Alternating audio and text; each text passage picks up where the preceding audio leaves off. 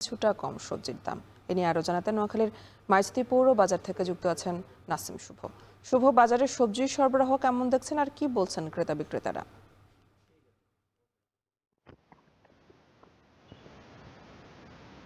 এমনি বছরের অন্যান্য সময়ের তুলনায় এই সময় আসলে নোয়াখালীর বাজারে সবজির দাম তুলনামূলক অনেকটাই কম বলা চলে এবং সপ্তাহ ব্যবধানে সেটি আরো কমেছে।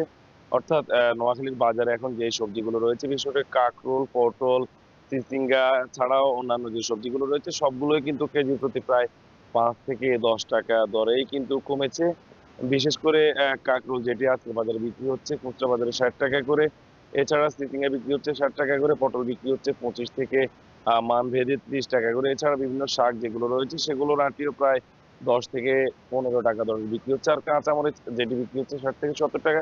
এছাড়া টমেটো রয়েছে যেগুলো আসলে মান ভেদে 40 থেকে 60 টাকা পর্যন্ত দরে বিক্রি হচ্ছে। তো আমি বাজারে এসে পাইকার যারা রয়েছেন তাদের সাথে কথা বলেছি, তারা জানিয়েছেন বছরের অন্যান্য সময়ের তুলনায় এই সময় বাজারে সবজির দাম তুলনামূলক কিছুটা কম থাকায় যারা ক্রেতা রয়েছেন তারা অনেকটা স্বস্তিতেই তাদের প্রয়োজনীয় যে সবজি সেগুলো কিনতে পারছেন।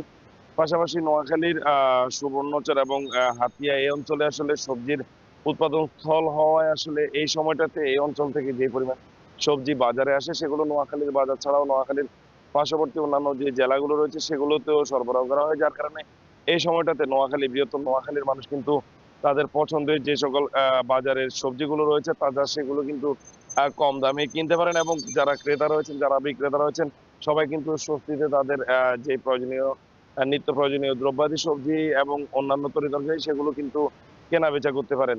আর আমি কথা বলেছি এই বাজারে যারা খুচরা বিক্রেতা রয়েছেন তারা তাদের সাথে তারা জানিয়েছেন আসলে বছরের অন্যান্য সময় তারা সবজির দাম কিছুটা কেনা বেশি হয়, তারা বাড়তি দামে বিক্রি করতে হয়, যার কারণে কিন্তু ক্রেতা যারা রয়েছেন তারা তাদের চাহিদা মতো কিন্তু প্রয়োজনীয় সবজি কিনতে পারেন না। কিন্তু এই সময়টাতে আসলে আসলে সবজির বাজারে পর্যাপ্ত সরবরাহ থাকায় তারাও তাদের আহ খুশি মতোই কিন্তু নিজেদের পছন্দের তরকারি ইচ্ছে মতো কিনতে পারেন এবং তারাও কিন্তু স্বাচ্ছন্দ্য বোধ করেন।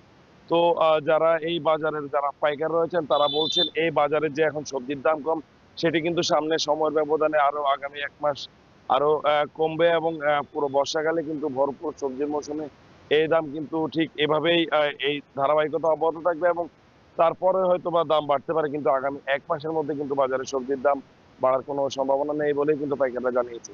তো এ নিয়ে আসলে এই ছিল নোয়াখালী থেকে সবজির দাম নিয়ে আমার কাছে এখন অব্দি সবশেষ। নোয়াখালীর সবজির বাজার নিয়ে জানাচ্ছিলেন সহকর্মী নাসিম শুভ। এর মধ্যে দিয়ে সময় হলো একটি বিরতির, ফিরছে একটু পরে।